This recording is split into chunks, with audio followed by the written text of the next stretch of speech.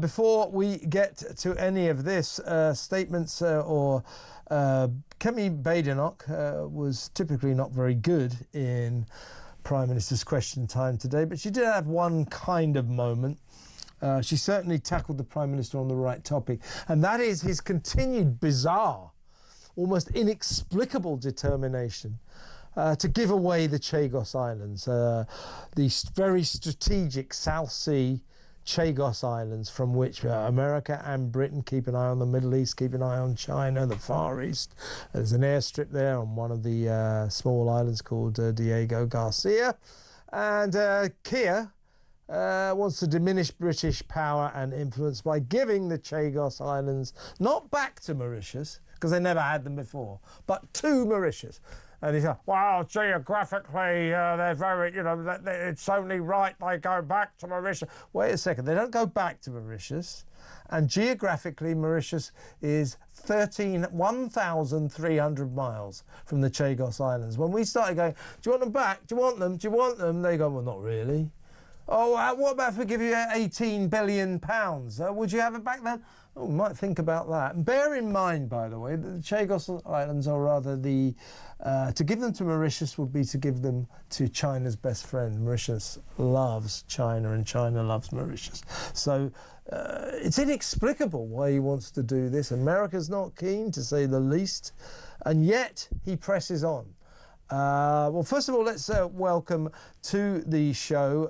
He's the director of the Henry Jackson Society, Henry Mendoza. Hello, Henry. No, Alan, Kevin, Alan. So, Alan, the Alan Jackson Society. I'm getting my words mixed up. He's a country singer, Alan Jackson. Yeah, no, it's the Henry Jackson Society. Very good, though. Yes, I'm starting off on a spoonerism. Sorry. Good to have you on board, Alan. Let's remind ourselves of Keir Starmer and Kemi Badenoch in Parliament today.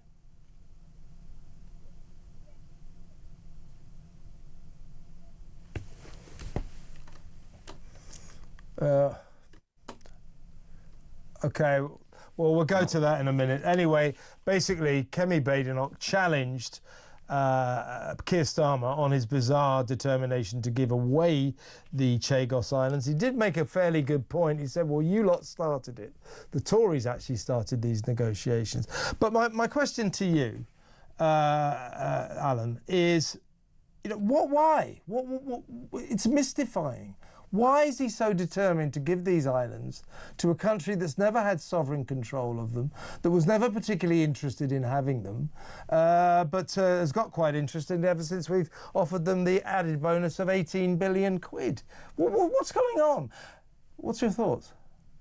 Well, there's many views as to why he might be wanting to do this. The charitable view, which is still crazy, is that he wants to preempt a possible case in the International Court of Justice, where Britain would be found guilty of holding onto these islands because of the treaty that actually granted Mauritius its independence, and the Chagos Islands were in a different administrative part. And there was a whole complicated set of things back in the late 1960s where at some point there was going to be a discussion about who the islands should go to, because Britain was only going to hold them for a certain period of time. And the view is that he is going to preempt this by giving them up before a rule against into the International Court of Justice, because he is Mr. Rules, don't forget, Kev. And as a result, he's going to be so Mr. Rules, he's going to be Mr. Rules before the rules have even been made, and he's going to kind of give up the islands, before we're ruled against. Now, the problem with this approach is that we have no idea what the ICJ will actually rule, and if he was committed to keeping them, he could no doubt make a very good legal defence about why we ought to be keeping them. And while it is correct that the Tories began this discussion phase, we have no clue what the Tories would have ended up with in terms of what area, and I'm pretty sure it wouldn't have been this, even if they'd have been foolish enough to try and give them away. Now, my view on this is that actually, for all him wanting to be on the right side of the ICJ, part of this is it's an awkward remnant of empire. He doesn't like the empire, in common with much of his political party. We need to clear our, history of this sort of anomaly of things like the Chagos Islands, and we just need to dump them on anyone who'll take them. And if we have to pay them to do it, then we'll do that as well. But you're quite right to point out that Mauritius didn't originally own them. And the one set of people who have not been talked about at all in this are the Chagos Islanders themselves, who are a separate sort of people, as it were, and have been essentially passed over in a classic Whitehall colonial style deal where one colonial power is apparently handing them over to another colonial power and they've got no say in it. So the whole thing is just bizarre, full stop. The reality is we shouldn't be giving them back, Kevin, because they are of strategic interest to Britain. They are a key national security component of, our ability to project power and intelligence in the Indo-Pacific. China is going to be the likely beneficiary. Why on earth are we going to do this? It's just insanity. And at a time when Donald Trump is out there really showing what American power is like, at the moment, it looks like what Keir Starmer is doing is showing what British weakness is like. And it's just an absolutely unenforced error, no purpose in it. And what are we doing? What are we doing? Exactly right. It's just mystifying. Or better late than never. Here is Kemi challenging Keir Starmer on this very issue in Parliament today. When Labour negotiates, our country loses. Yesterday, we heard the government offered £18 billion for Mauritius to take our territory in the Chagos Islands. This is money that belongs to our children and their children. This is an immoral surrender, so North London lawyers can boast at their dinner parties. The last government conducted 11 of the 13 rounds of those negotiations, and, Mr. Speaker, they were right to do so. That is why this government has completed that process. When she became leader of the opposition, I said to her that I would give her a briefing on any national security issue if she asked for it. That's very important to the way that we run our democracy. She has not asked for a briefing on the Chagos Islands. And that's because she's more interested in chasing reform than in national security. Alan, I'll tell you what worried me about that is what he's suggesting there is he said, well, actually the Tories were right to start this process. And if only you'd come to see me, Kemi, in one of our private secret briefings, I would have explained things to you. So what he's suggesting there is there's an element to this that we, the useless, pointless public, don't know about, that he's harbouring some kind of secret that actually makes the giving away of the Chagos Islands necessary, that actually would explain why he's doing this. Now, if this is the case, if he's keeping a secret about why we're doing this and not telling the public, I mean, that's an affront to democracy and a disgrace. Well, I would take it slightly differently. I don't think there is a secret. Yeah, I know. And I get don't that. think there is one. There isn't. What he was basically saying in that response was something much more basic, which is, I offered you the chance to come and chat with me about it, and we'd have the National Security Advisor in with us, and we'd just talk about why it's in Britain's national security interest to give it up and not. And his argument would be, number one, we can't possibly ever fall foul of the international, Court of Justice. That would be terrible for Britain if we did that. What a disaster for this country if judges from, tin pot countries tell us what to do. I mean, disaster on that basis. Number two, he will be saying, and I've negotiated this lease on the, on the military base for decades. And as a result, we're not going to be losing any national security problems. We will have done the right thing internationally and through justice, and we'll keep the security. And that's what basically that briefing would have said. Now, the problem with that is that although he has negotiated seemingly this lease, number one, the lease eventually will run out. But number two, even while the lease is in operation, by giving the rest of the islands back to Mauritius, the Chinese will move in right next door to the base and they'll be spying on it the whole time. So the value of it is much diminished because you're going to have Chinese surveillance equipment all around it. So it's, on a national security basis, almost any expert will tell you that this is, well, your sort of sleight of hand to suggest there's no national security implications. yeah, we can keep the base for a bit. That's fine. But, what does that actually mean in practical terms? It means that China moves in next door and listens in. And that is a problem for our national security. And the Chagosians, the islanders themselves, they were kicked off in the 1960s when both Britain and America basically decided this is very strategic. You're going to have to go and live elsewhere. Funnily enough, the biggest community of ex-Chagosians live in Crawley, near Gatwick Airport. I always assumed that they flew into Gatwick and thought, well, that looks like a nice place, we'll stay there. But to be serious, they are still very upset by this. They want to go back to their homeland. And you're right.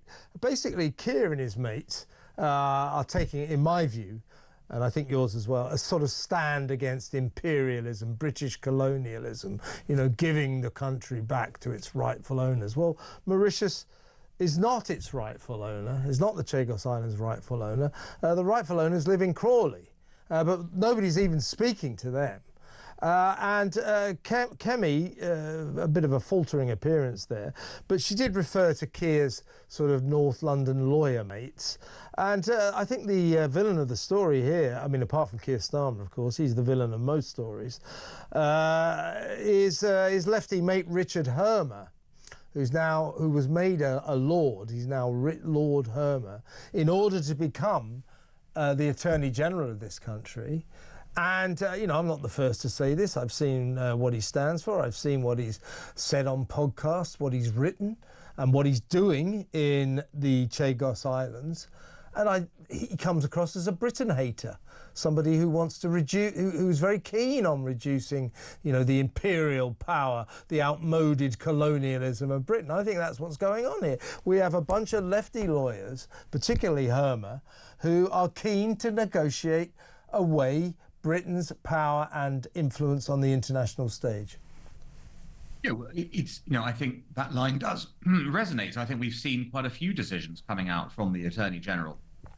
Things like embargoes, arms embargoes on Israel, another lefty idea. And you've got a whole question mark about who he might still be taking money from for past cases, in the sense of, what's been going on there. He's refused to declare, who he's been sort of getting money from in that respect. And we know he's represented or been involved with people like Gerry Adams in that sort of setup. So, okay, you can take the argument, well, fine, lawyers do what lawyers do, and they have to obviously represent people. But, there are choices always involved in this. You don't have to represent Gerry Adams. You don't have to push this sort of position. And I suspect the question really is, how much influence does the Attorney General have on the government's sort of legal scheduling? And is it just a case that, these two lawyers, one the Prime Minister and one the Attorney General, are using the law as a way to advance a certain agenda? And we've seen this before, haven't we, in other places, that when politics is too difficult to enforce an agenda within because people aren't going along with it, that sometimes the law is the way that you do it, and you can be very clever the way you frame certain issues and the way you put them in. And then, as a result, you get your way on a political point by sort of invoking the legal route. And that's the problem, isn't it? We're not quite sure what this agenda is and where it might be leading. And invoking the law is pure Keir Starmer, I think.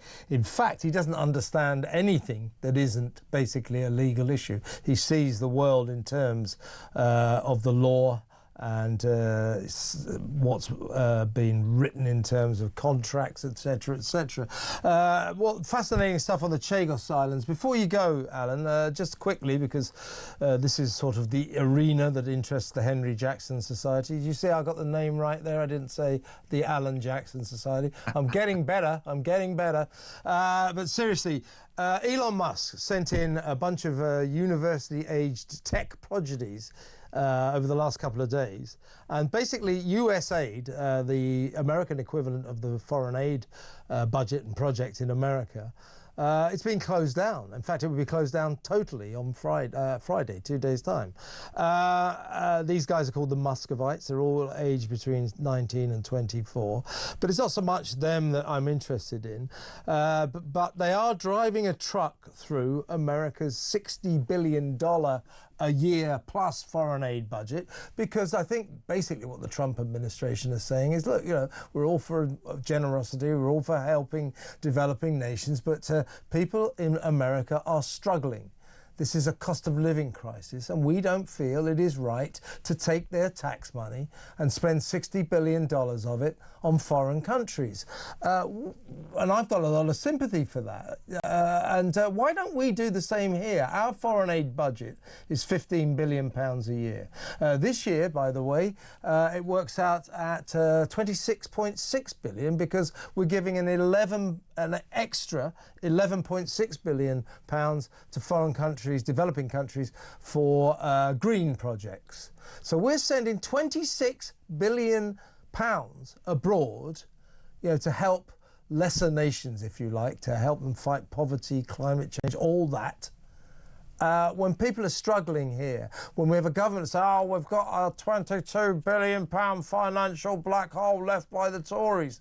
Well, you could have plugged that with the 26 billion quid you're sending abroad. I mean, hasn't America got a point? I mean, why are we doing this? People don't like this foreign aid budget. Well, so firstly, I'm not sure he's going to shut it down completely, in the sense that there is going to be foreign aid in the future, but it's going to be very different the way it's organised and coordinated. And by the way, that was what we've been trying to do here as well. And what I mean by that is that you'll recall we used to have a separate department for international development, right? And that department, DFID, remember DFID? Yes, of course. Was then rolled into the Foreign Office because the previous government recognised that it was madness to be doling out money around the world to countries that were opposed to Britain in various places. And there was no linkage between strategic aims of the country and the money we were doling out. Now, the Americans are, I think, undergoing a similar process now. I think, Marco Rubio, when the decision was announced, said there will be foreign aid in the future, but it's going to be tied to, does it help America? Is it going to be in America's interest to do this? And, do those two things marry when we're giving out the money going forwards? So why do countries give foreign aid in general? They do it because they recognise that there is a value sometimes, not all the time, but sometimes, in cutting off problems at the source before they become big problems that then come to your borders, basically. And I'm specifically referring to migration. So if you can calm down a civil war, for example, then you stop migration, which comes to you ultimately, eventually. And so on and so forth. The value of it is there, but it has to be tied in to your strategic objectives for your country. You can help people and also help yourself at the same time. And I think, fundamentally, I think people both here and in America understand that bit. They don't understand when you're giving money firstly to countries that have got space programs. What on earth are you doing? Giving our tax money to countries that are putting rockets up, into space. That's ridiculous. Yeah. And also they can't understand when people who hate Britain or hate America get money from Britain and America. Yeah. Now they understand it. People who love Britain and America and there's a real strong rationale for doing it. They get that bit, I think, and that's really what Trump, I think, is going to sort out and do, and that's clearly what we must be doing as well. Just a last point, and by the way, I must get your reaction to the fact that among USAID's generous gifts was apparently under Biden was a $50 million worth of condoms to Gaza. The mind boggles. But just a last point on Britain's foreign aid budget. I can't get my head round what seems to me to be the lunacy of the fact that this government is borrowing more money than ever before, in the history of this country. Our debt mountain is just astronomical now. It's borrowing more money than ever before. So it's borrowing all this money to give loads of it to foreign countries. Could you explain the logic of that to me at all, Alan? Well, let's put it this way. You're talking about a much bigger problem than just the foreign aid budget. The amount of waste in government across the board is huge. And the reality is that, you could, if you want to take an axe to foreign aid budget, you could do. But in reality, you should be taking the axe to many, many different departments in order to get this kind of debt spending under control. And that is what Donald Trump is doing. If you look at what Doge is going to do, one of the things to look out for is this sort of mooted plan to abolish the Department for Education. Now, people are going, what do you mean to abolish the Department for Education? That means that there'll be no education. Of course, it doesn't mean that. It means that they're going to take a massive bureaucracy, slice away the fat, and return it to delivering educational outcomes for children, which is what they should be doing. And if we were to take a similar approach and that implode a lot of these things and then rebuild them the other way, we would actually get much better outcomes, because you can't reform these bureaucracies. They're impossible. You've got to blow them up and start again. Yeah, but Keir Starmer and his gang, they love bureaucracies and they won't be doing that. But wise words from you, Alan, and very good to talk to you. Thank you very much for your time. Alan Mendoza, their Executive Director of the Henry Jackson Society.